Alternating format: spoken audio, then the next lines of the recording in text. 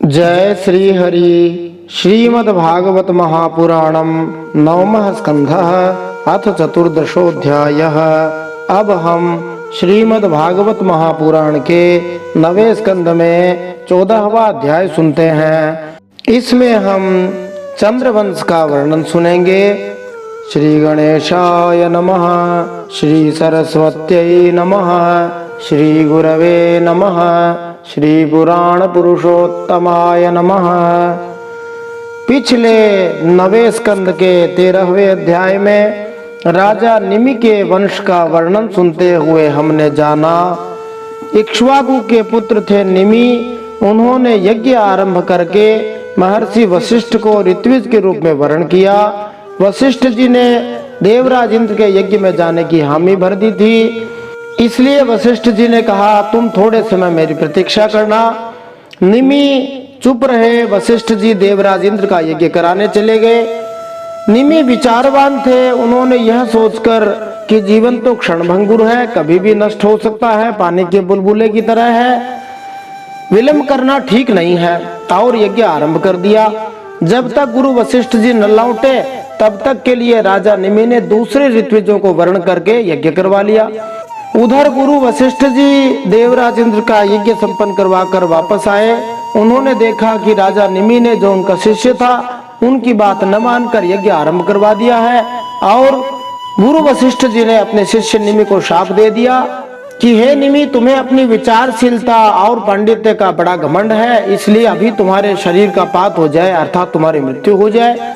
निमि की दृष्टि में गुरु वशिष्ठ का यह शाप धर्मानुकूल नहीं था, बल्कि प्रतिकूल था। इसलिए राजा निमि ने भी अपने गुरु को शाप दे दिया। आपने लोभवश अपने धर्म का आदर नहीं किया। ब्राह्मण को धन का लोभी नहीं होना चाहिए। ज्यादा दक्षिणा देने वाले के प्रति झुकना ये ब्राह्मण के लिए ठीक नहीं है, इसलिए आपका भी शरीर गिर जाए, अर्थात आपकी मृत्यु हो जाए। इस प्रकार गुरु चेले ने आपस में एक दूसरे को शाप दे दिया और दोनों ही मर गए। बाद में वशिष्ठ जी मित्रा वरुण नामक ऋषि थे। वे एक बार अप्सरा जिसका नाम था उर्वशी, उसको देखकर उनका वीर्य स्खलित हो गया। उस वीर्य को एक घड़े में रख दिया गया था और उस घड़े से वशिष्ठ जी उत्पन्न हुए थे। इस प्रकार वशिष्ठ जी का जब दोबारा जन्म हुआ तब उनके पिता हुए मित्रा वरुण ऋषि और माता हुई देवी उर्वशी जो एक अप्सरा थी। और वशिष्ठ जी चूंकि घड़े में रखे गए थे और घड़े से पैदा हुए थे, इसलिए अगस्त्य ऋषि की तरह कुंभज कहलाते हैं। जिस प्रकार प्राचीन मिस्र के अंदर जहाँ पिरामिड बने हुए हैं उनके अंदर मम्मी रखी जाती थी, माने मरे हुए मनुष्यों को बहुत लंबे समय तक सुरक्षित विधियों के द्वारा रखा जाता था। वे ऐसा मानते थे कि किसी दिन हमारा दोबारा जन्म हो सकता है, इसलिए वे शरीरों के साथ में आवश्यक सामग्रियां रखा करते थे। उससे बहुत पहले भारत के अंदर राजा निमि जैसे शरीर हुए जिनको सुरक्षित रखा गया था। बाद में दशरथ जी के शरीर को भी कुछ महीनों तक के लिए, जब तक भरत जी अपने ननिहाल से वापस नहीं आ गए थे तब तक दशरथ जी के शरीर को भी कुछ महीने तक सुरक्षित रखा गया था। आजकल भी बहुत सारे लोग जो मर जाते हैं उनको कई कई महीनों तक रखा जाता है। प्राचीन समय में राजा निमि को दिव्य औषधियों के अंदर सुरक्षित रखा गया था। बाद में ऋषियों ने देवताओं से प्रार्थना करी कि आप राजा निमि के शरीर को वापस जीवित कर दीजिए। देवताओं में यह सामर्थ्य होती है कि वे मरे हुए को भी जीवित कर सकते हैं, परंतु राजा निमि के जीवात्मा ने कहा कि नहीं नहीं, मुझे इस शरीर में वापस नहीं आना है। सामान्यतया जब कोई व्यक्ति इस शरीर को छोड़कर एक बार निकल जाता है, जब एक बार आत्मा इस शरीर से निकल जाती है तो आत्मा दोबारा इस शरीर में प्रवेश नहीं करना चाहती है। ऐसा हमने पीछे चित्रकेतु नामक राजा के प्रसंग में देखा था, जिनके बेटे को दूसरी रानियों ने विष देकर मार दिया था। देवर्षि नारद जी ने उस आत्मा को जब बुलाया था तब उस आत्मा ने कहा अब मैं इसमें नहीं आना चाहती। यद्यपि आत्मा का शरीर से मोह जरूर होता है, जैसे कोई पुराने घर को बेच करके छोड़ करके निकल जाता है तो कुछ दिनों तक उसे देखता जरूर रहता है, परंतु वह उसमें घुस नहीं सकता है। उसी प्रकार से लगभग 12 दिनों तक जो आत्मा है वह शरीर को देखती तो रहती है, परंतु उसमें प्रविष्ट नहीं हो सकती, और प्रवेश करने का मौका मिले तो होना चाहती भी नहीं। जैसे कोई पुराने फटे हुए कपड़ों को पहनना नहीं चाहता है, जब उसे नया कपड़ा मिल रहा हो तो पुराना कपड़ा पहनना पसंद नहीं करता, उसी प्रकार एक बार जब आत्मा इस शरीर को छोड़ देती है तब दोबारा इसमें प्रवेश नहीं करना चाहती। राजा निमि ने भी ऐसा ही किया। राजा निमि वैसे भी बड़े विचारवान थे, साथ में श्री भगवान के अच्छे भक्त भी थे। इसलिए उन्होंने कहा कि जो बुद्धिमान होते हैं वे अपने मन को श्री भगवान में लगाते हैं और श्री भगवान के चरणों का मन से भजन करते हैं। जहाँ तक ये शरीर की बात है, एक न एक दिन तो ये छूटना ही है। इस भय से भीत होने के कारण वे इस शरीर का कभी संयोग ही नहीं चाहते। जो भक्त होते हैं, भक्त तो मुक्त ही होना चाहते हैं। इसलिए राजा निमि ने कहा कि यह जो शरीर है यह वास्तव में दुखालयम अशाश्वतम कहा गया है, दुख शोक और भय का मूल कारण है, इसलिए मैं इसमें वापस नहीं आना चाहता। इसमें यहाँ मछली का उदाहरण दिया गया है कि जल में मछली के लिए सर्वत्र मृत्यु के अवसर हैं, वैसे ही शरीर के लिए भी सब कहीं मृत्यु ही मृत्यु है। कभी कभी देखा जाता है, कोई कहते हैं कि मछली को पानी में रखा जाए तो जीवित रहेगी, बाहर निकाल देंगे तो मर जाएगी, परंतु एक स्थिति यह भी है कि मछली पानी के अंदर भी सुरक्षित तो नहीं है, उसे बड़ी मछलियों से भय लगा रहता है। इस प्रकार कोई व्यक्ति चाहे जितनी चतुराई लगा ले, चाहे जितना अपने आप को सुरक्षित समझ ले कि यहाँ पर तो मेरी मृत्यु नहीं हो सकती, वहीं पर उसकी मृत्यु हो सकती है, वह चारों तरफ मृत्यु से घिरा हुआ है। इसलिए राजा निमि ने विचार पूर्वक ऐसा निर्णय किया कि वापस इस शरीर में नहीं आना चाहिए। फिर देवताओं ने कहा कि चलो ठीक है, राजा निमि बिना शरीर के ही प्राणियों के नेत्रों में अपनी इच्छा के अनुसार निवास करें। फिर किसी ने कहा कि उनका पता कैसे लगेगा कि वे अस्तित्व में है या नहीं, तो कहा जब पलकें उठती और गिरती हैं तो समझो कि राजा निमि हमारी पलकों में बैठे हुए हैं। वहां रहकर सूक्ष्म शरीर से निमि जो है वो भगवान का चिंतन करते रहते हैं। सभी प्राणियों की आंखों की जो पलकें हैं उनके अंदर राजा निमि का निवास माना जाता है। जब राजा निमि ने शरीर में वापस आना पसंद नहीं किया, तब ऋषियों ने विचार किया कि वास्तव में अस्थायी और अनियमित सरकारें जो हैं वो लोगों में भय उत्पन्न करती हैं।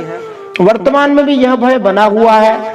भारतवर्ष में भी हमने देखा कि लगभग 1990 का जो दशक था उसके अंत के और बाद के जो 20वीं शताब्दी के आरंभ के कुछ वर्ष थे, उन वर्षों में भारत में अस्थिर सरकारें रही, अनियमित सरकारें रही। ऐसी स्थिति में जनता के कोई भी कार्य पूरे नहीं हो पाते हैं। वर्तमान में ब्रिटेन में और इजराइल में इस प्रकार की स्थितियां हैं। दूसरे और भी कुछ देश हैं जिनके अंदर अनियमित सरकारें बनी हुई हैं, अस्थिर सरकारें हैं, उससे लोगों में भय बना रहता है। सरकारें भी नीतिगत कार्यों को ठीक से नहीं कर पाती है। यहाँ पर जो ध्यान देने की बात है वो यही है कि सरकार का भार संभालने वाले लोग इस बात की चिंता भी नहीं करते कि जनता सुखी है या नहीं, उन्हें तो अपनी कुर्सी बचाने की पड़ी रहती है। भारत की प्राचीन सभ्यता इस प्रकार के शासन को प्राथमिकता देती है, जैसे भगवान श्री रामचंद्र जी के राज्य को, जिसको राम राज्य कहा जाता है, अथवा महाराज युधिष्ठिर के राज्य को, अथवा परीक्षित महाराज, अम्बरीश महाराज, प्रहलाद महाराज जैसे राज्यों को ज्यादा पसंद करती हैं, क्योंकि वे सबका कल्याण करने वाले हैं, भौतिक समृद्धि के साथ में आध्यात्मिक उन्नति की ओर भी ले जाने वाले थे। वर्तमान की जो सरकारें हैं उनको भी, सरकार के जो मुखिया होते हैं उनको भी निश्चित रूप से आध्यात्मिक शिक्षा दी जानी चाहिए, तभी वे अच्छे प्रशासक हो सकते हैं और तभी भारत देश का अच्छी तरह से पूर्ण रूप से विकास हो सकता है। इसी बात को ध्यान में रखते हुए महर्षियों ने उन राजा निमि के मृत शरीर का मंथन किया और उससे एक बालक उत्पन्न हुआ। वह मरे हुए शरीर से पैदा होने के कारण जनक कहलाया। यद्यपि जनक का अर्थ होता है जन्म देने वाला अर्थात पिता, बाद में यह जनक शब्द पिता अर्थ में रूढ़ हो गया। यहाँ हम एक और विज्ञान का उदाहरण देखते हैं कि राजा निमि के मृत शरीर का जो मंथन किया गया था वह क्रिया निश्चित रूप से दही मथने जैसी नहीं रही होगी। वह एक निश्चित रूप से वैज्ञानिक क्रिया होगी जिसको हम आधुनिक भाषा में क्लोन विधि भी कह सकते हैं, जिसमें एक व्यक्ति से दूसरी चीज बनाई जा सकती है। इस प्रकार की विधि वर्तमान में बहुत सारे लोग प्रयोग कर रहे हैं। इस क्लोन विधि से उसके जैसा ही दूसरा रूप बनाया जा सकता है, अथवा कई दूसरे अंगों की भी क्लोन विधि बना करके दूसरे तरीके से तैयार की जाती है। ये सब अद्भुत विज्ञान की चीजें हैं। ऐसा कहा जाता है कि हमारे शरीर में लीवर नामक एक अंग ऐसा है जिसको यदि कोई आधा डोनेट भी कर दे, दान भी कर दे, तो वो अपने आप अपना विस्तार कर लेता है। वैसे ही कुछ वैज्ञानिक क्रिया ये रही होगी जिसमें एक मरे हुए शरीर का मंथन करके एक अद्भुत व्यक्ति को जन्म दिया गया। विदेह से उत्पन्न होने के कारण वह वैदेह भी कहलाया और मंथन से उत्पन्न हुआ इसलिए मिथिल कहलाया।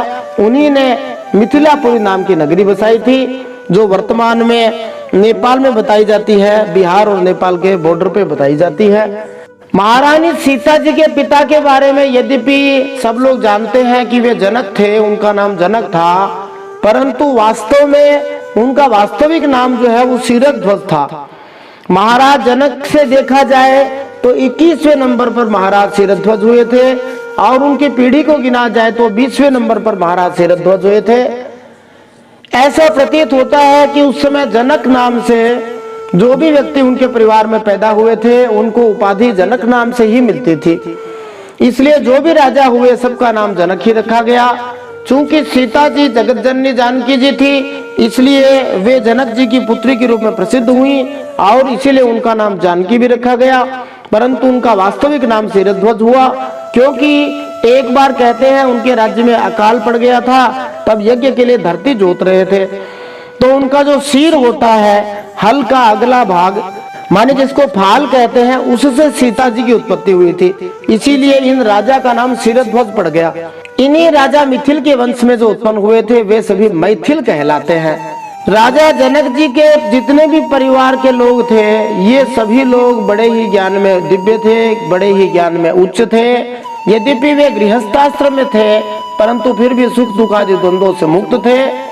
वास्तव में संसार में अच्छाई बुराई कुछ नहीं है, इन सभी द्वंद्वों से वे परे थे। इसको हम ऐसे समझ सकते हैं कि वास्तव में संसार में न कुछ अच्छा है न कुछ बुरा है। एक अंग्रेजी में कहावत है, beauty is in the I of the beholder. सुंदरता देखने वाले की आंखों के अंदर होती है। जिसको जिस चीज से प्रेम होता है जेही के जेही पर सत्य स्नेहु सोते ही मिलई न कछु संदेहु। जिसको जो चीज अच्छी लगती है वो उसे सुंदर लगती है और जिसको जो चीज अच्छी नहीं लगती है वही समझो कि बुरी है। तो समझो संसार में अच्छाई और बुराई दोनों एक जैसी हैं। इस संसार में अच्छे बुरे का सुख दुख में अंतर करना बेकार है क्योंकि ये सब दोनों मानसिक दशाएं हैं। चूंकि यहाँ पर प्रत्येक व्यक्ति या प्रत्येक वस्तु दुखदायी हो सकती है, कष्टदायी हो सकती है। ये बात इसलिए कही जाती है कि जो वस्तु आरंभ में सुखदायी लगती है वो बाद में दुखदायी भी हो सकती है। तो उदाहरण के लिए जैसे किसी को रसगुल्ला पसंद हो, वो 2 रसगुल्ला खाएगा तो उसको अच्छा लगेगा, लेकिन 1-8 किलो 2 किलो खाने के लिए दे दिया जाए तो वो रसगुल्ला उसके लिए दुखदायी हो जाएगा। तो वास्तव में कोई वस्तु या व्यक्ति में सुख दुख नहीं है, ये सब मनोधर्म की चीजें हैं। इसलिए कृत्रिम परिस्थिति उत्पन्न करके उसे सुख से पूर्ण मानना कोरा भ्रम है। जो मुक्तात्मा होते हैं वो प्रकृति के तीनों गुणों के प्रभाव से ऊपर रहने के कारण प्रत्येक परिस्थिति में ऐसे द्वंद्वों से अप्रभावित रहता है। वह तथाकथित सुख दुख सहन करके भगवान का भक्त बन जाता है। भगवान गीता जी में दूसरे अध्याय के 14वें श्लोक में यही कहते हैं। स्वामी जी महाराज भी यही कहते थे कि सुख दुख आने जाने वाले हैं, मात्रा स्पर्शास्तु कौन्तेय शीतोष्ण सुख दुखदाः आगमापायिनो नित्यास्तांस्तितिक्षसु भारत।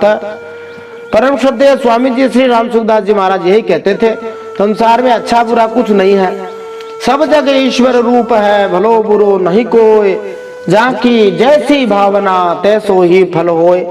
वास्तव में अच्छा बुरा कुछ भी नहीं होता है। अब हम श्रीमद् भागवत महापुराण के 9वें स्कंद के 14वें अध्याय में चंद्रवंश का वर्णन सुनते हुए इन प्रश्नों के उत्तर प्राप्त कर सकते हैं। चंद्रमा के पिता, दादा और परदादा कौन हैं? देवगुरु बृहस्पति की पत्नी तारा को किसने हर लिया था, जिसके कारण देवता और दानवों में घोर संग्राम छिड़ गया? देवासुर संग्राम में शुक्राचार्य जी ने चंद्रमा का पक्ष तथा श्री महादेव जी ने बृहस्पति का पक्ष क्यों लिया? बुध ग्रह किसका पुत्र है जिसके जन्म के समय विवाद हो गया था? पुरुरवा किसके पुत्र थे? उर्वशी अप्सरा को किस शाप से मृत्युलोक में आना पड़ा था?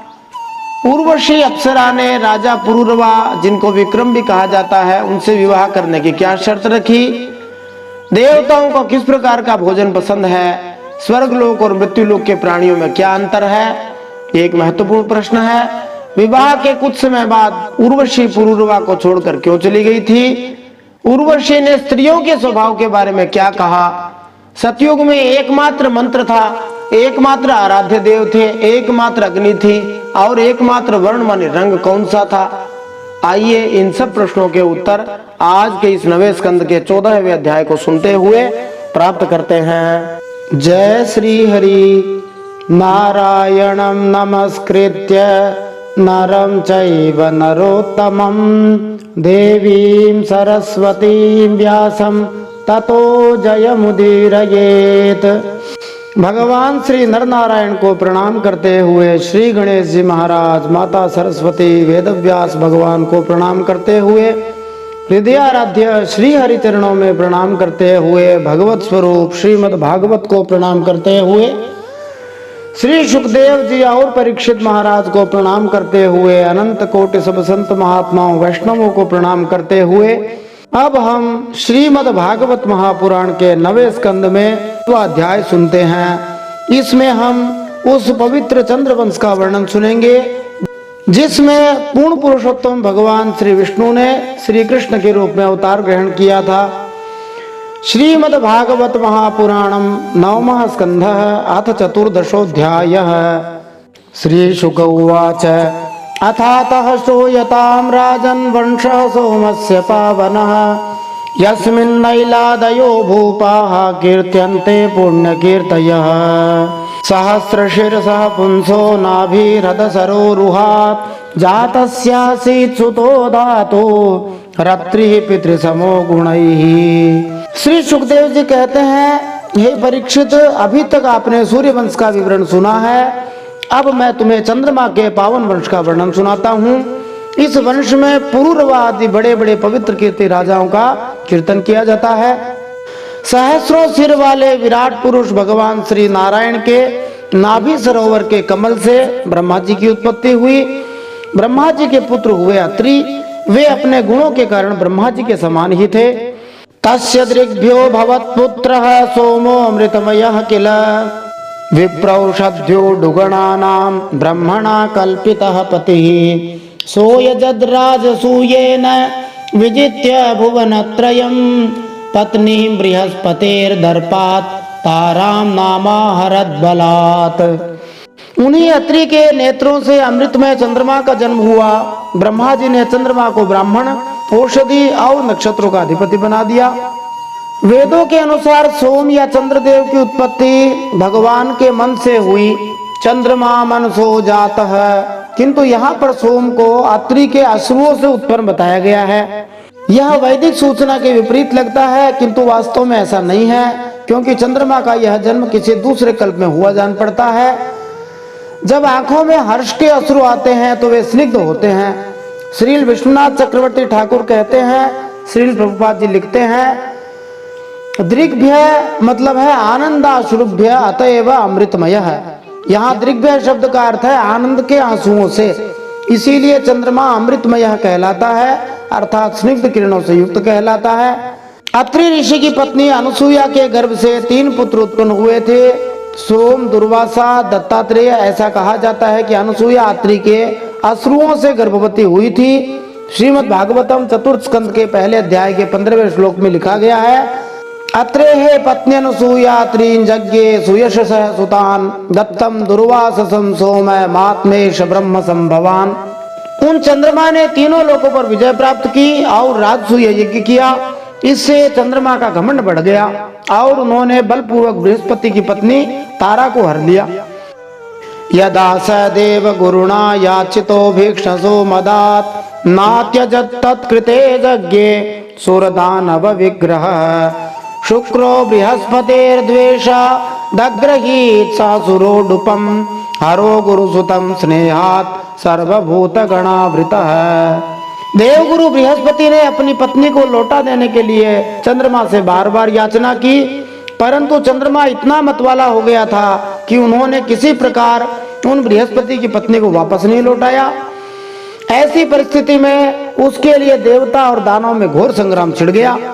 शुक्राचार्य जी ने बृहस्पति के द्वेष से असुरों के साथ चंद्रमा का पक्ष लिया और श्री महादेव जी ने स्नेहवश समस्त भूतगणों के साथ अपने विद्या गुरु अंगिराज जी के पुत्र बृहस्पति का पक्ष लिया।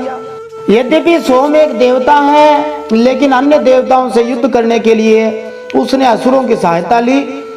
बृहस्पति का शत्रु होने के कारण शुक्र ने भी अपने क्रोध का प्रतिशोध लेने के लिए चंद्रमा का पक्ष लिया। इस स्थिति का प्रतिकार करने के लिए शिवजी ने बृहस्पति के प्रति स्नेह के कारण उनका पक्ष लिया।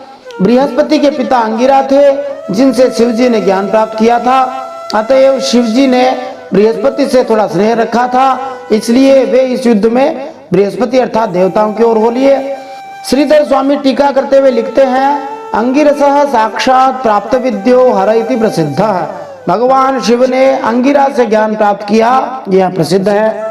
सर्वदेव गणोपेतो महेंद्रो गुरुमन्वयात् सुरासुर विनाशो भूत समरस्तारकामयः निवेदितोऽथांगिरसा सोमं निर्भर्त्य विश्वकृत तारां स्वभर्त्रे प्रायच्छ दंतरवत्नीमवैत्पतिः।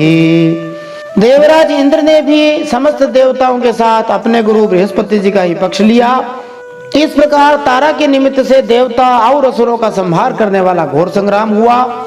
फिर अंगिरा ऋषि ने ब्रह्मा जी के पास जाकर यह युद्ध बंद कराने की प्रार्थना की। ब्रह्मा जी ने चंद्रमा को बहुत फटकारा और तारा को उसके प्रति बृहस्पति जी के हवाले कर दिया। जब बृहस्पति जी को यह मालूम हुआ कि तारा तो गर्भवती हो गई है, तब बृहस्पति जी ने तारा को इस प्रकार कहा, त्यज त्यजाशु दुष्प्रज्ञे मत क्षेत्रादाहितं परैः नाहं त्वां भस्मसात् कुर्यां स्त्रियं शान्तानिकः सती तत्याज व्रीडिता तारा कुमारं कनकप्रभं स्पृहामांगिरसश्चक्रे कुमारे सोमयेव च। बृहस्पति जी ने अपनी पत्नी तारा को फटकारते हुए कहा, दुष्टे, मेरे क्षेत्र में यह तो किसी दूसरे का गर्भ आ गया है, इसे अभी त्याग दे, तुरंत त्याग दे। डर मत, मैं तुझे जलाऊंगा नहीं, क्योंकि एक तो तू स्त्री है, दूसरे मुझे भी संतान की कामना है, देवी होने के कारण तू निर्दोष भी है ही। तारा का विवाह बृहस्पति से हुआ था, अतएव सती स्त्री के रूप में उसे बृहस्पति से ही गर्भिणी होना चाहिए था, किंतु तारा ने सोम से वीर्यदान लेना उचित समझा, अतएव वह दुराचारिणी थी। यद्यपि बृहस्पति ने ब्रह्मा जी के कहने पर तारा को स्वीकार कर लिया, किंतु जब उन्होंने देखा कि वह गर्भवती है तो उन्होंने तुरंत ही तारा से पुत्र जन्मने को कहा। तारा अपने पति से अत्यधिक डरी हुई थी और सोच रही थी कि पुत्र को जन्म देने के पश्चात उसे दंड दिया जाएगा, किंतु बृहस्पति ने आश्वासन दिया कि वे उसे दंडित नहीं करेंगे, भले ही वह दुराचारिणी बनकर अवैध रूप से गर्भवती हुई हो, क्योंकि वह पुत्र की इच्छुक थी। अपने पति की बात सुनकर तारा अत्यंत लज्जित हुई। उसने सोने के समान चमकता हुआ एक बालक अपने गर्भ से अलग कर दिया। उस बालक को देखकर बृहस्पति और चंद्रमा दोनों ही मोहित हो गए और चाहने लगे कि हमें मिल जाए। ममायं न तवेत्युच्चैस्तस्मिन् विवदमानयोः पप्रच्छुर्ऋषयो देवा नैवोचे व्रीडिता तुषा कुमारो मातरं प्राह कुपितोऽलीकलज्जया किं न वोचस्य सद्वृत्ते आत्मावद्यं वदाशु मे। अब वे बृहस्पति और चंद्र देवता एक दूसरे से जोर जोर से झगड़ा करने लगे, यह तुम्हारा नहीं मेरा है।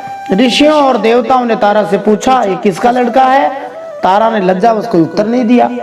वह बालक भी दिव्य था, इसलिए अपनी माता की झूठी लज्जा से क्रोधित होकर कहने लगा, जबकि वह भी पैदा ही हुआ था, पैदा होते ही बोलने लग गया था, दुष्टे, तू बतलाती क्यों नहीं? तू अपना कुकर्म मुझे शीघ्र से शीघ्र बतला दे। ब्रह्माताम्रः आहूय समप्राक्षिच सांत्वयन् सोमस्येत्याह शनकैः सोमस्तं तावदग्रहीत स्यात्मयो निरकृत बुध इत्यभिधां नृप बुद्ध्या गंभीरया येन पुत्रेणापोडुराण्मुदम्। उसी समय ब्रह्मा जी ने तारा को एकांत में बुलाकर बहुत कुछ समझा बुझाकर पूछा। तब तारा ने धीरे से कहा, चंद्रमा का। इसलिए चंद्रमा ने उस बालक को ले लिया। ब्रह्मा जी ने उस बालक का नाम रखा बुध, क्योंकि उसकी बुद्धि बड़ी गंभीर थी। ऐसा पुत्र प्राप्त करके चंद्रमा को बहुत आनंद हुआ। यही बुध ग्रह कहलाता है, जो चंद्रमा का पुत्र है। ततः पुरूरवा यज्ञे इलायाम य उदारितः तस्य रूप गुण उदार्य शील द्रविण विक्रमान श्रुत्वोर्वशीन्द्र भवने गीयमानान् सुरर्षिणा तदंतिकमुपेयाय देवी स्मर शरार्दिता। बुध के द्वारा इला के गर्भ से पुरूरवा का जन्म हुआ। इसका वर्णन पहले ही किया जा चुका है। एक दिन इंद्र की सभा में देवर्षि नारद जी पुरूरवा के रूप, गुण, उदारता, शील, स्वभाव, धन संपत्ति और पराक्रम का गान कर रहे थे। उन्हें सुनकर उर्वशी के हृदय में काम भाव का उदय हो गया और उससे पीड़ित होकर वह देवांगना पुरूरवा के पास चली आई। मित्रा वरुण यो शापादापन्ना नरलोकताम निशम्य पुरुष श्रेष्ठम कंदर्पमिव रूपिणम धृतिम विष्टभ्य ललना उपतस्थे तदंतिके सतां विलोक्य नृपतिर्हर्षेणोत्फुल्ललोचनः उवाच श्लक्ष्णया वाचा देवी मृष्टतनुरुह। यद्यपि उर्वशी को मित्रा वरुण के शाप से ही मृत्युलोक में आना पड़ा था, फिर भी पुरुष शिरोमणि पुरूरवा मूर्तिमान कामदेव के समान सुंदर हैं। ये सुनकर सुर सुंदरी उर्वशी ने धैर्य धारण किया और वह उनके पास चली आई। देवांगना उर्वशी को देखकर राजा पुरूरवा के नेत्र हर्ष से खिल उठे, उनके शरीर में रोमांच हो आया। उन्होंने बड़ी मीठी वाणी से कहा, राजोवाच स्वागतं ते वरारोहे आस्यतां करवाम किं संभ्रमस्व मया साकं रतिर्नौ शाश्वती समाः। उर्वश्युवाच कस्यास्त्वयि न सज्जेत मनोदृष्टिश्च सुन्दर यदंगान्तरमासाद्य च्यवते हरिरंसया। राजा पुरूरवा ने कहा, सुंदरी तुम्हारा स्वागत है, बैठो, तुम्हारी क्या सेवा करूं। तुम मेरे साथ विहार करो, हम दोनों का यह विहार अनंत काल तक चलता रहे, ऐसा कोई उपाय करो। उर्वशी ने कहा, आप सौंदर्य के मूर्तिमान स्वरूप हैं, भला ऐसी कौन कामिनी स्त्री होगी जिसकी दृष्टि और मन में आपकी आसक्ति न हो जाए, क्योंकि आपके समीप आकर मेरा मन रमण की इच्छा से अपना धैर्य खो बैठा है। एतावुरणकौ राजन्यासौ रक्षस्व मानद संरंशे भवता साकं श्लाघ्य स्त्रीणां वरः स्मितः घृतं मे वीरभक्ष्यं स्यान् नेक्षे त्वान्यत्र मैथुनात् विवाससं तत्तथेति प्रतिपेदे महामनाः। उर्वशी ने कहा, जो पुरुष रूप गुण आदि के कारण प्रशंसनीय होता है वही स्त्रियों का अभीष्ट होता है, इसलिए मैं आपके साथ विहार अवश्य करूंगी, परंतु मेरे प्रेमी महाराज मेरी एक शर्त है। मैं आपको धरोहर के रूप में भेड़ के 2 बच्चे सौंपती हूँ, आप इनकी रक्षा करना। जिस स्वर्गलोक के वातावरण से मित्र तथा वरुण द्वारा शापित होकर उर्वशी आई थी, वह इस पृथ्वी के वातावरण से अलग था। स्वर्गलोकों के निवासी पृथ्वी के निवासियों से कई गुना अच्छे हैं, फिर भी उर्वशी ने पुरूरवा की प्रेयसी बनना स्वीकार कर लिया, यद्यपि वह श्रेष्ठतर समाज की थी। यदि स्त्री को उत्तम गुणों वाला कोई पुरुष मिल जाए तो वह उसे पति रूप में स्वीकार कर सकती है। इस प्रकार यदि किसी मनुष्य की ऐसी स्त्री से भेंट हो जो निम्न कुल की हो किंतु जिसमें उत्तम गुण पाए जाते हो, तो वह ऐसी तेजस्विनी पत्नी को स्वीकार कर सकता है। जैसा कि चाणक्य पंडित का उपदेश है, स्त्री रत्नाम दुष्कुलादपि, यदि नर तथा नारी के गुण समान स्तर के हों तो उनका मिलना श्लाघनीय है। उर्वशी ने कहा, मैं केवल घी खाऊंगी और मैथुन के अतिरिक्त और किसी भी समय आपको वस्त्रहीन न देख सकूंगी। परम मनस्वी पुरूरवा ने कहा, ठीक है, ऐसा कहकर उसकी शर्त को स्वीकार कर लिया। अहो रूप महो भावो नरलोक विमोहनम को न सेवेत मनुजो देवीं त्वां स्वयमागताम् तया स पुरुष श्रेष्ठो रमयन्त्या यथार्हतः रेमे सुरविहारेषु कामं चैत्र रथादिषु। फिर उर्वशी से पुरूरवा ने कहा, तुम्हारा यह सौंदर्य अद्भुत है, तुम्हारा भाव अलौकिक है, यह तो सारी मनुष्य सृष्टि को मोहित करने वाला है। कृपा करके तुम स्वयं यहाँ आई हो, फिर कौन ऐसा मनुष्य है जो तुम्हारा सेवन न करेगा। उर्वशी के वचनों से लगता है कि स्वर्गलोक में खाने, रहने, आचार व्यवहार तथा बोलने का स्तर इस पृथ्वीलोक के स्तर से अलग है। स्वर्गलोक के निवासी मांस तथा अंडे जैसे घृणित वस्तुएं नहीं खाते, वे केवल घी से बनी वस्तुएं खाते हैं। न ही वे पुरुषों या स्त्रियों को रति क्रीड़ा के अलावा अन्य समय नंगा देखने की इच्छुक रहते हैं। नंगा रहना या अर्धनग्न रहना असभ्यतापूर्ण कहा जाता है, किंतु आजकल इस लोक में अर्धनग्न रहना फैशन बन चुका है। कभी कभी हिप्पियों जैसे लोग बिल्कुल नंगे रहते हैं। इस कार्य के लिए आजकल अनेक क्लब सोसाइटी बनी हुई है, लेकिन स्वर्गलोक में ऐसे आचरण हेतु अनुमति नहीं दी जाती है।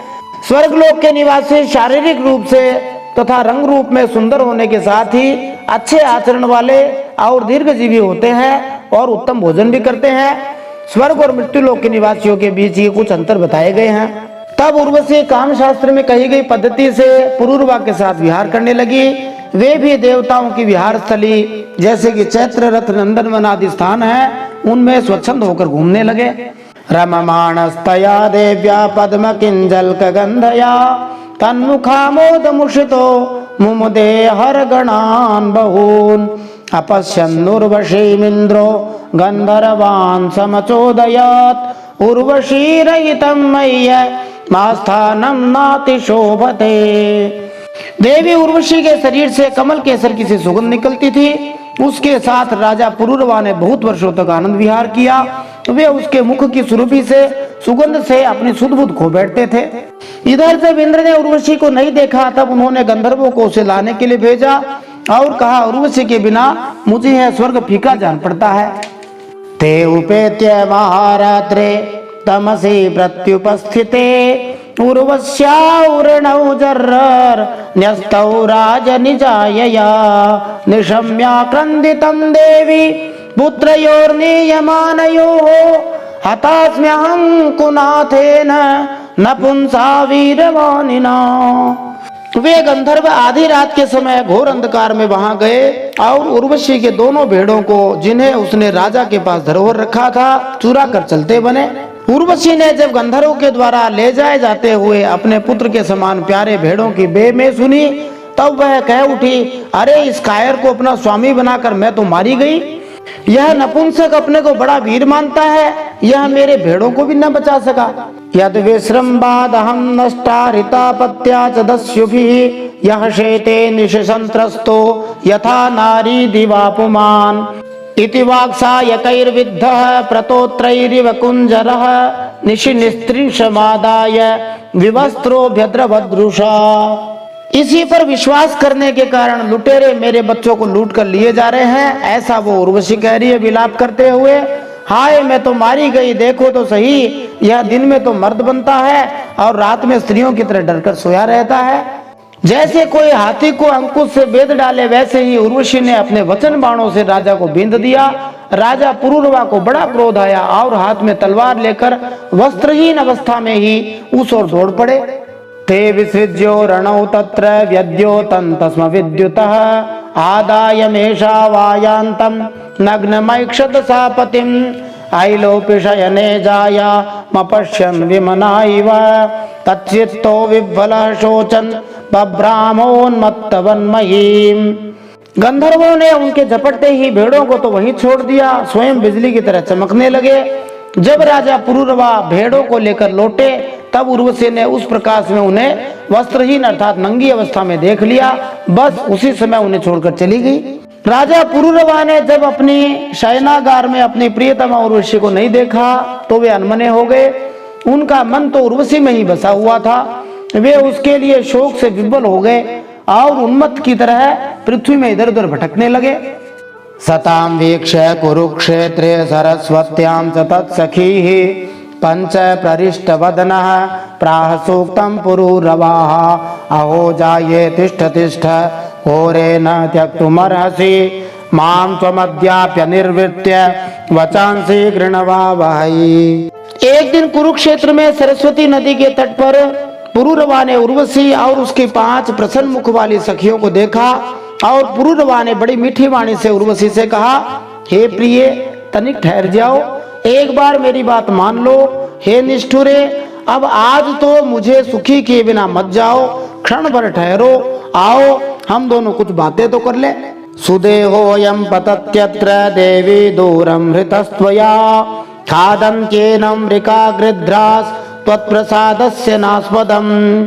उर्वश्युवाच मामृथः पुरुषोऽसि त्वं मास्म त्वाद्युर्वृका इमे क्वापि सख्यं न वै स्त्रीणां वृकाणां हृदयं यथा। पुरूरवा उर्वशी से कहता है, अब इस शरीर पर तुम्हारा कृपा प्रसाद नहीं हो रहा, इसी से तुमने इसे दूर फेंक दिया है। अब यह मेरा शरीर जो सुंदर है अभी ढेर हुआ जाता है, देखते देखते इसे भेड़िए और गिद्ध खा जाएंगे। माने वो एक प्रकार से धमकी देता है कि मैं आत्महत्या करने जा रहा हूँ। उर्वशी ने कहा, तुम पुरुष हो, इस प्रकार मत करो, देखो सचमुच ये भेड़िए तुम्हें खा न जाए। स्त्रियों की किसी के साथ मित्रता नहीं हुआ करती है। स्त्रियों का हृदय और भेड़ियों का हृदय बिल्कुल एक जैसा होता है। ये उपदेश एक स्त्री दे रही है, इसलिए कोई स्त्री विरोधी ऐसा ना सोचे कि भागवत जी में इस प्रकार से कहा गया है। उर्वशी जो स्वयं स्त्री थी और स्त्री स्वभाव को जानती थी, यह न कहती कि स्त्री का हृदय धूर्त लोमड़ी के समान होता है। यदि मनुष्य अपनी इंद्रियों को वश में नहीं कर पाता तो वह ऐसी धूर्त लोमड़ियों का शिकार बन जाता है, किंतु यदि वह इंद्रियों को वश में करने वाला होता है तो वह धूर्त लोमड़ी जैसी स्त्रियों का शिकार नहीं हो सकता। माने सारी स्त्रियां धूर्त लोमड़ी नहीं होती, लेकिन बहुत सारी होती हैं। चाणक्य पंडित ने यह भी उपदेश दिया है कि यदि किसी की पत्नी धूर्त लोमड़ी जैसी हो तो उसे तुरंत ही गृहस्थ जीवन छोड़कर जंगल में चले जाना चाहिए। चाणक्य ने कहा है, माता यस्य गृहे नास्ति भार्या चाप्रियवादिनी अरण्यम तेन गंतव्यम, क्योंकि यथा अरण्यम तथा गृहम। जिसकी पत्नी कर्कशा हो, अच्छा व्यवहार न करने वाली हो, धूर्त लोमड़ी जैसी हो, उसके लिए जंगल भी घर के बराबर ही है। भगवान की भक्ति में लगे हुए गृहस्थों को धूर्त लोमड़ी जैसी स्त्रियों से अत्यंत सावधान रहने की आवश्यकता है। यदि घर में पत्नी आज्ञाकारिणी हो और भगवान की भक्ति में पति का सहयोग करती हो तो वह घर धन्य है, अन्यथा मनुष्य को घर त्याग कर जंगल चले जाना चाहिए। फिर उर्वशी स्त्रियों के स्वभाव के बारे में कहती है, स्त्रियो ह्य करुणा क्रूरा दुर्मर्षा प्रियसा हसाहा ग्रंथ्यल्पार्थे विश्रब्धम पतिम भ्रातरमप्युत विधायाली कविश्रंभ मज्ञेषु त्यक्त सौहृदाः नवम नवम अभीप्स्यन्त्यः पुंसल्यः स्वैरवृत्तयः। फिर उर्वशी कहती है, स्त्रियां निर्दय होती हैं, क्रूरता तो उनमें स्वाभाविक ही रहती है, थोड़ी सी बात में चिढ़ जाती है और अपने सुख के लिए बड़े बड़े साहस के काम कर बैठती है। थोड़े से स्वार्थ के लिए विश्वास दिलाकर अपने पति और भाई तक को मार डालती है। राजा पुरुरवा उर्वशी पर अत्यधिक आसक्त था, किंतु उसके पत्नी भक्त होने पर भी उर्वशी ने उसे छोड़ दिया था। अब यह विचार करते हुए कि राजा अपने दुर्लभ मनुष्य जीवन को ही नष्ट कर रहा है, उर्वशी ने स्पष्ट शब्दों में स्त्री की प्रकृति बतला दी। फिर वो कहती है, स्त्रियों के हृदय में न तो सौहार्द होता है, भोले भाले लोगों को झूठ मूठ का विश्वास दिलाकर फांस लेती है, नए नए पुरुष की चाट से कुलटा और स्वच्छंदचारिणी बन जाती है। संवत्सरांते हि भवान् एकरात्रं मयेश्वर वत्स्यत्यपत्यानि च ते भविष्यन्त्यपराणि भोः अन्तर्वत्नीमुपालक्ष्य देवीं स प्रययौ पुरं पुनस्तत्र गतोद्दान्ते उर्वशीं वीरमातरम्। फिर उर्वशी ने एक समझौता किया, तुम धीरज रखो, तुम राजा हो, घबराओ मत, प्रति 1 वर्ष के बाद 1 रात तुम मेरे साथ रहोगे, तब तुम्हारे और भी संतानें होंगी। राजा पुरुरवा ने देखा कि उर्वशी गर्भवती है, इसलिए वे अपनी राजधानी में लौट आए। 1 वर्ष के बाद फिर वहां गए, तब तक उर्वशी एक वीर पुत्र की माता हो चुकी थी।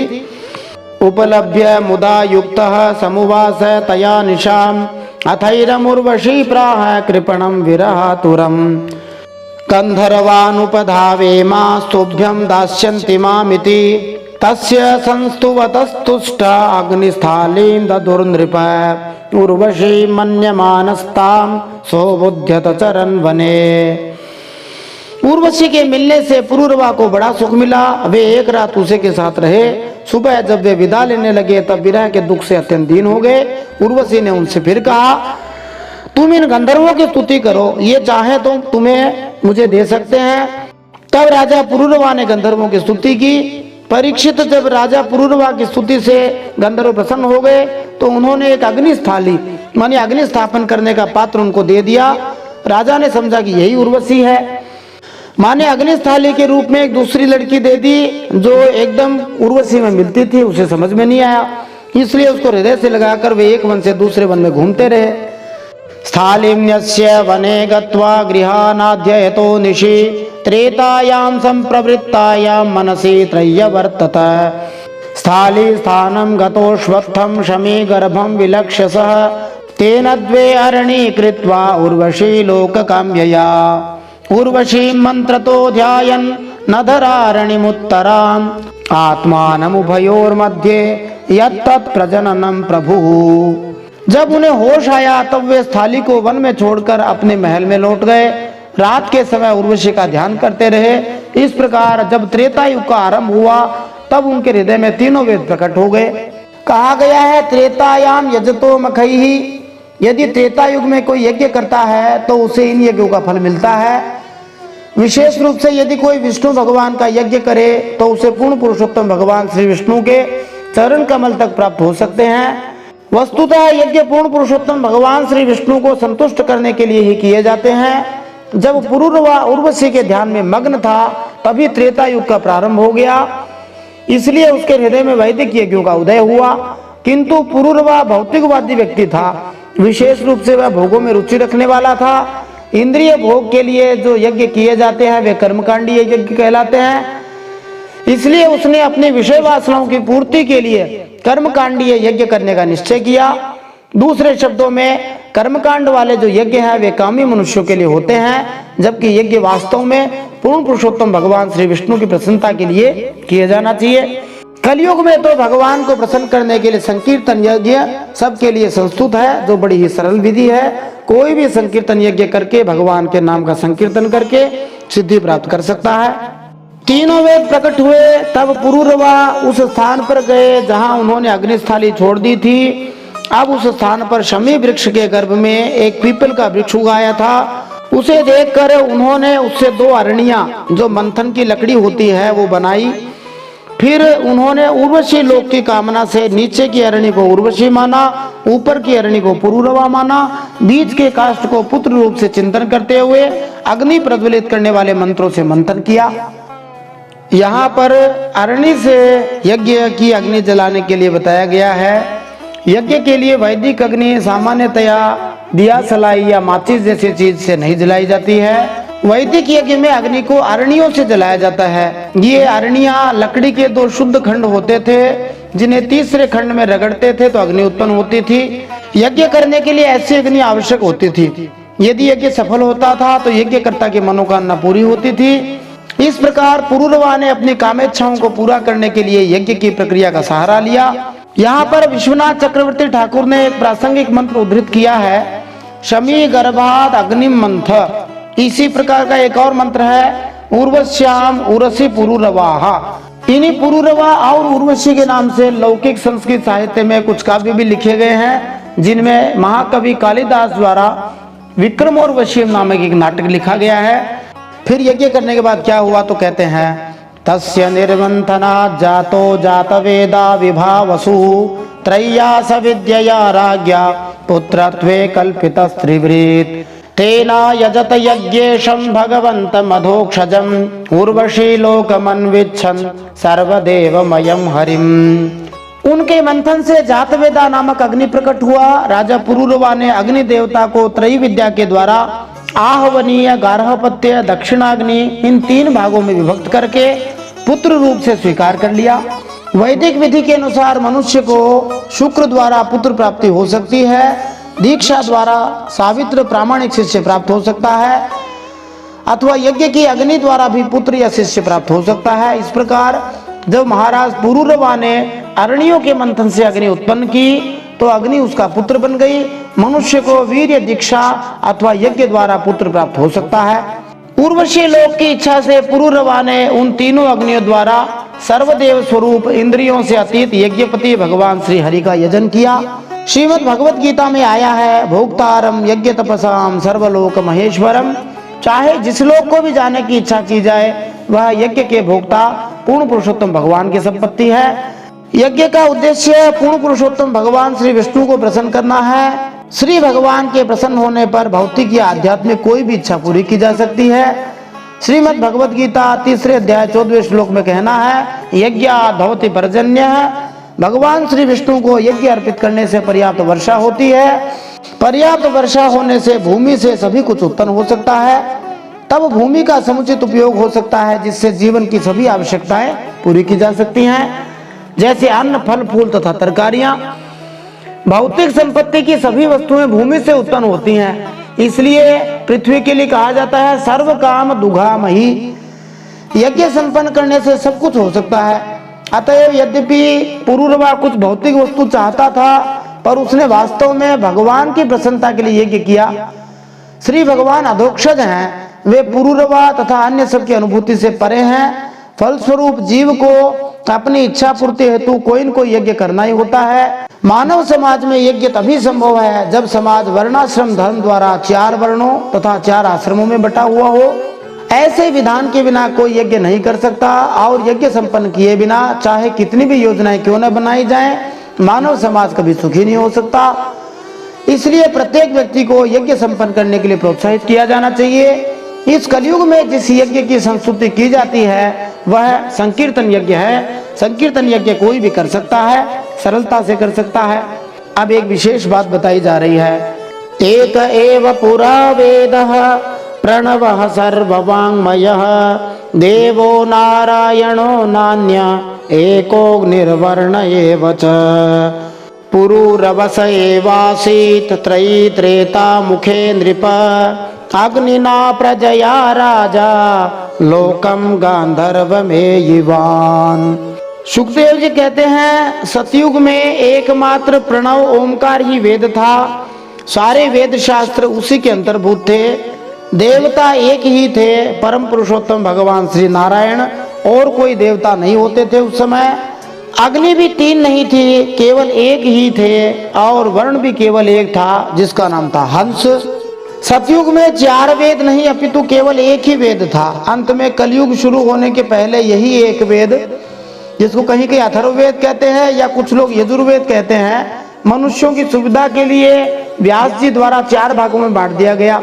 ऋग्वेद, सामवेद, यजुर्वेद, अथर्ववेद। सतयुग में ओमकार, जिसको ओम तत्सत एकमात्र मंत्र था, यही ओमकार नाम भगवान के हरि नाम के महामंत्र में भी है। जब तक कोई ब्राह्मण न हो तब तक वह ओमकार का उच्चारण नहीं कर सकता और वांछित फल प्राप्त नहीं कर सकता। किंतु कलयुग में लगभग सभी शूद्र जैसे ही है, अतएव प्रणव या ओमकार का उच्चारण करने के लिए योग्य नहीं है। फलतः शास्त्रों ने हरि नाम संकीर्तन करने की संस्तुति की है। ओमकार का फल और भगवान विष्णु के नाम का फल एक ही है। ओमकार के उच्चारण का उद्देश्य भगवान वासुदेव को संबोधित करना है, जैसे कि ओम नमो भगवते वासुदेवाय, और भगवान विष्णु के नाम का राम कृष्ण हरि आदि जो नाम है, अथवा हरे राम राम राम हरे हरे, हरे कृष्ण कृष्ण कृष्ण हरे हरे, उसका भी यही उद्देश्य है। इसके अनेक अर्थ बताए जाते हैं। हरे का अर्थ है हे भगवान की शक्ति, कृष्ण का अर्थ है हे भगवान कृष्ण, फिर हरे का अर्थ है हे भगवान की शक्ति, फिर राम का अर्थ है हे शुद्ध भोक्ता परमेश्वर राम। एकमात्र आराध्य भगवान श्री हरि ही होते हैं सतयुग में, जो वेदों के गंतव्य हैं। वेदैश्च सर्वैरहमेव वेद्यः, भगवद गीता में भगवान कहते ही हैं। देवताओं की पूजा करके मनुष्य श्री भगवान के विभिन्न अंशों की पूजा करता है। जिस प्रकार कोई वृक्ष की शाखाओं और टहनियों की पूजा करता है अथवा उनको पानी देता है, किंतु सर्वेश्वर नारायण की पूजा करना वैसे ही है जैसे पेड़ की जड़ को सींचना। तने शाखा पत्तियां अपने आप ही हरी रह जाएंगी। सतयुग में लोगों को पता था कि मात्र पूर्ण पुरुषोत्तम भगवान नारायण की पूजा करके किस प्रकार जीवन की आवश्यकताएं पूरी की जा सकती हैं। वही उद्देश्य कलयुग में श्री हरि नाम से किया जा सकता है। त्रेता के आरंभ में पुरूरवा से ही वेदत्रयी और अग्नित्रयी का आविर्भाव हुआ, मानी 3 वेद और 3 अग्नियां हो गए। राजा पुरूरवा ने अग्नि को संतान रूप से स्वीकार करके गंधर्व लोक की प्राप्ति की। सतयुग में नारायण की पूजा ध्यान द्वारा की जाती थी। निस्संदेह प्रत्येक व्यक्ति सदैव भगवान श्री विष्णु या नारायण का ध्यान करता था और इस ध्यान से उसे प्रत्येक सफलता मिलती थी। अगले युग त्रेता युग में यज्ञ का आरंभ हुआ, इसलिए इस श्लोक में त्रयी त्रेता मुखे आया है। कर्मकांड वास्तव में सकाम कर्म कहलाते हैं। श्रीमद् भागवत महापुराण की जय, परम सत्य श्री हरि की जय। इति श्रीमद् भागवते महापुराणे पारमहंस्यां संहितायां नवम स्कंधे आइलोपाख्याने चतुर्दशोऽध्यायः। श्रीमन्नारायणार्पणमस्तु। इस प्रकार श्रीमद् भागवत महापुराण परमहंसों की संहिता 9वें स्कंध में आइल उपाख्यान में 14वां अध्याय भगवान श्री नारायण के चरणों में समर्पित हो।